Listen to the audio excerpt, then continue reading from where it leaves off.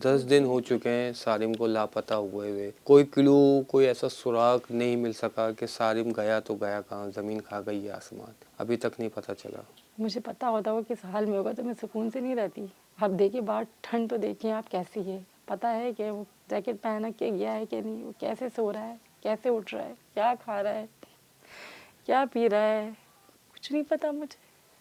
मेरा नाम मोहसिन परवेज़ है। मेरे 3 बच्चे हैं, आरिस, सारिम, असवद। ये सबसे छोटा वाला है, आरिस थोड़ा सा बड़ा है, सारिम बीच का है। ये बीच वाला मिसिंग है। तकरीबन 7 तारीख 2:30 बजे ये मदरसा गए हैं। मदरसे जाने के बाद ये मदरसा गए हैं दोनों भाई, बड़े वाला भी आरिस और सारिम, ये दोनों मदरसा गए हैं। मदरसा जाने के बाद तकरीबन 3:40 पे इनकी छुट्टी हुई है मदरसे से। जब मदरसे से छुट्टी हुई तो ये घर आए हैं बड़े वाले। जब मेरी मिसेस ने पूछा कि भाई सारिम क्यों नहीं आया अभी तक, तो आरिस ने कहा बड़े वाले ने वो आ रहा है पीछे पीछे। बहरहाल इस बात को ज़्यादा नोट पे नहीं लिया, क्योंकि अमूमन 5-7 मिनट ऊपर नीचे हो जाते हैं बच्चों को आने में, तो लिहाजा ये है कि मेरी मिसेस ने इसको ज़्यादा नोट वो नहीं किया। इसके बाद जब 10-15 मिनट गुजर गए, अभी तक सारिम का कुछ पता नहीं चल पाया, तो मेरी मिसेस नीचे उतरी। उन्होंने सबसे पहले जाके जो है ना वॉचमैन से पूछा, जो यहाँ का स्वीपर है, उससे पूछा तो उसने यही कहा कि सारिम को नहीं देखा हमने। फिर मेरी वाइफ जो है वो मदरसे गई हैं। मदरसे में कारी से पूछा जो इनको पढ़ाते हैं, उन्होंने बोला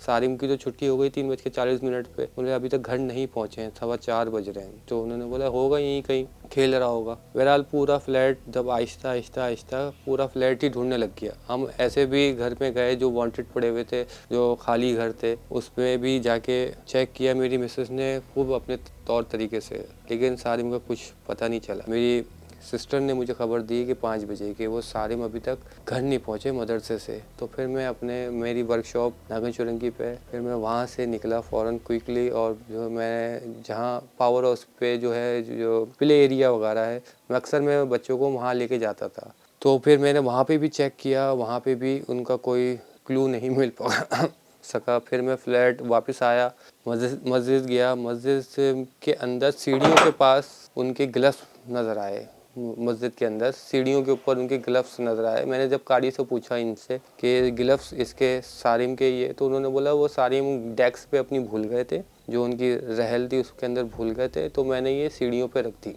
फिर मैंने अपने तौर पे भी चेक किया। फिर काफ़ी देर गुजर गई, तो फिर मैंने मगरिब के बाद करीबी थाने से रुजू करी है। हमारी किसी से कोई दुश्मनी ही नहीं है। मेरे शौहर सुबह जाते हैं, रात में आते हैं, फैमिली को टाइम देते हैं, सो जाते हैं। मैं एक हाउसवाइफ हूँ, मेरा बाहर भी इतना जाना आना नहीं होता। बहुत कम मुझे कोई सामान हो, ज़्यादातर तो यही सामान सारी चीज़ें ले आते हैं। मेरी किसी से क्या दुश्मनी होगी। मेरे बच्चे नीचे खेलते हैं, आवाज़ आ रही होती है, यहीं खेल रहे होते हैं, और मैं उनको देखती रहती हूँ किचन में काम वगैरह करते हो। तो कभी ऐसा नहीं हुआ। नीचे जब खेलने के लिए जाते हैं वो आधे घंटे में अपनी साइकिल, पहले साइकिल चलाते थे, फिर इनकी साइकिल ख़राब है, इनकी स्कूटी है, स्कूटी चलाने लगे, आधे घंटे में ये लोग आ जाते थे। और जब से सर्दियाँ आई हैं, मैंने तो वैसे सर्दियों की वजह से बच्चों का बाहर जाना 2 महीने हो गए, फ्लैट से जाके किसी से भी पूछ सकते, मेरे बच्चे बाहर खेलने भी नहीं जा रहे थे। मैंने कहा अब आप सर्दी, मौसम चेंज हो गया बेटा, अब आप लोग घर पे खेला करो। सिर्फ मदरसे के लिए गए हैं, मैंने मदरसे भेजा था अपने बच्चे को पढ़ने के लिए, सिपारा पढ़ने के लिए भेजा था। हमारा जो मदरसा मस्जिद है वो बाउंड्री वॉल के ही अंदर है। ट्यूशन भी इनका बाउंड्री वॉल प्रोजेक्ट के अंदर है, और जो इनकी चीज़ वगैरह लेते हैं तो वो दुकान भी इनकी बाउंड्री वॉल प्रोजेक्ट के ही अंदर है। तो वो बाहर कभी भी अकेले खुद से कभी गए ही नहीं है बाहर। वो जाएंगे तो मेरी मिसेस के साथ, या मैं लेके जाऊँगा, या घर का कोई अफराद लेके जाएगा तो ही बाहर जाते हैं, वरना अदरवाइज़ वो कभी भी खुद से नहीं जाते। पुलिस देखिए अपना काम करे, जो उनसे हो सकता है, जो भी उनका काम है वो कर रही है। ये गवर्नर से आए थे, वो भी यकीन दिलवा के गए कि हर मुमकिन कोशिश करेंगे, लेकिन उन सब चीज़ों के बावजूद अभी तक मेरा बच्चा तो मुझे नहीं मिल सका ना।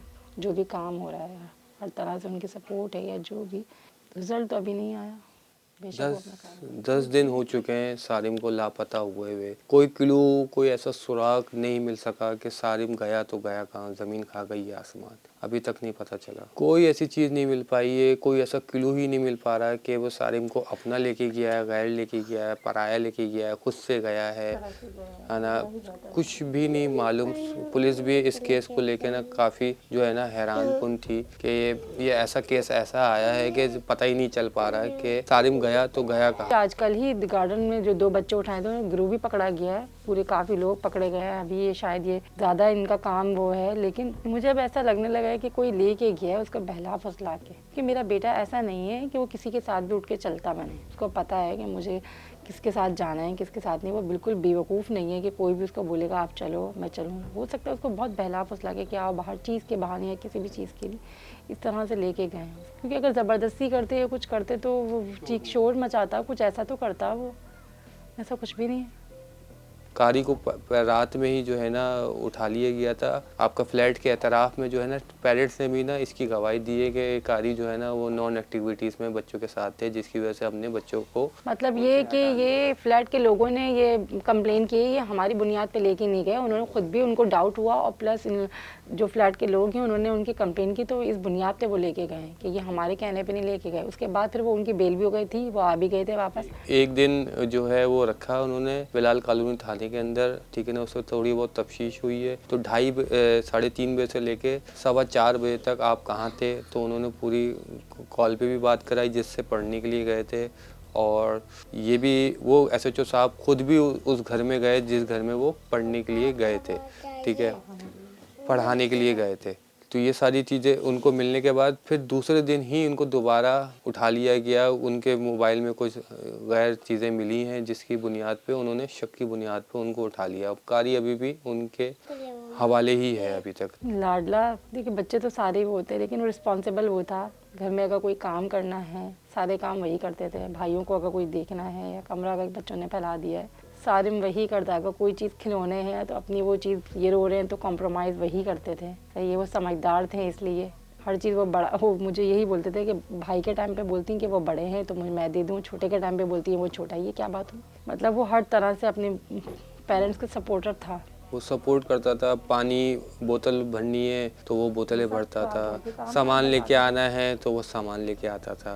वह जब 3 दिन गुजर चुके थे तो मेरे पास एक रैंडमली कॉल आई अनिक अननोन नंबर से थी। उसने मुझे बोला है कि आपके घर के एतराफ़ मैंने सारिम को देखा था, आप मुझे 20,000 रुपये जो है ना वो दे दें, मैं आपको लोकेशन बता दूंगा। तो मैंने क्विकली जो है ना सर इसरार हैं बिलाल कॉलोनी के एसएचओ, ठीक है, उनको बोला, नंबर ट्रेसिंग पे दिया। CPLC साथ थी हमारे, CPLC ने भी अच्छा काम किया। उन्होंने फ़ौरन क्विकली जो है ना 5-7 मिनट के अंदर ही उस नंबर का ट्रेस निकाल लिया। वो मुल्तान का नंबर था। बहरहाल फिर उन्होंने बोला तुम इनसे बात करते रहो, कोई क्लू मिले तो बताना और उनसे पूछो कि बच्चे का हुलिया क्या था। जब मैंने उनसे बोला कि वो बच्चे का हुलिया बताओ ताकि मुझे ट्रस्ट तो हो, मैं 20,000 देने से शर्मा थोड़ी रहा हूँ, लेकिन आप बच्चे के बारे में मुझे कुछ हुलिया गेटअप तो बताओ। तो उन्होंने बोला कि वो तो मैं नहीं बता सकता क्योंकि वो तो मैं मजाक कर रहा था। क्योंकि फिर मैंने उनको ये बोला कि यार वैसे ही हम इतना परेशान हैं, फंसे हुए हैं और आप लोगों को मजाक सूझ रहा है। ये कहानी हो गई। फिर एक मेरी मिसेस के नंबर पे आया, सऊदी अरब का नंबर था वो। तो उन्होंने ये बोला कि अगर बच्चा बाजियाब चाहते हो तो 5 लाख रुपए दे दो,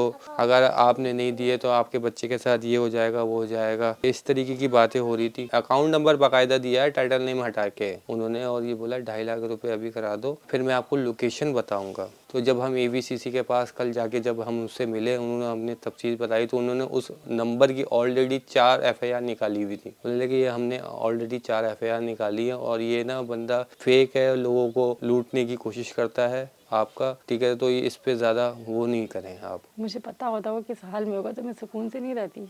आप देखिए बाहर ठंड तो देखिए आप कैसी है। पता है कि वो जैकेट पहना के गया है कि नहीं, वो कैसे सो रहा है, कैसे उठ रहा है, क्या खा रहा है, क्या पी रहा है, कुछ नहीं पता मुझे। तो आ जाए, वो अल्लाह ताले से दुआ है मेरी, अल्लाह ताला ने इस इम्तिहान में डाला है तो बेशक वही निकालेगा। वो आजमाइश है हमारी। मुझे अल्लाह पे पूरा यकीन है मेरा बच्चा वापस ज़रूर आएगा इंशाअल्लाह। मैं बस यही अपील करना चाहता हूँ कि मैं एक सादा सा आदमी हूँ, ठीक है, सुबह जाते हैं रात में घर में घुसते हैं। हमें तो इलाके के थाने के बारे में ही नहीं मालूम था कि हमारा थाना कहाँ लगता है, वो भी इर्द गिर्द के लोगों ने बताया मुझे। बस मेरी आला हुकाम से यही गुजारिश है कि मेरे बेटे को ढूंढने में मेरी मदद करें। और ज़रूरी नहीं है कि ये सिर्फ इदारों का ही काम है, आप लोगों का भी काम है। आज ये मेरे साथ हुआ, अल्लाह ना करे ये आपके साथ भी ये वक्त आ सकता है। तो लिहाजा ये इस वीडियो को स्किप नहीं कीजिएगा और ये इसको ज़्यादा से ज़्यादा लोगों तक शेयर करें ताकि हर बाप हर माँ ये बात उन तक पहुंच सके कि औलाद क्या चीज़ होती है।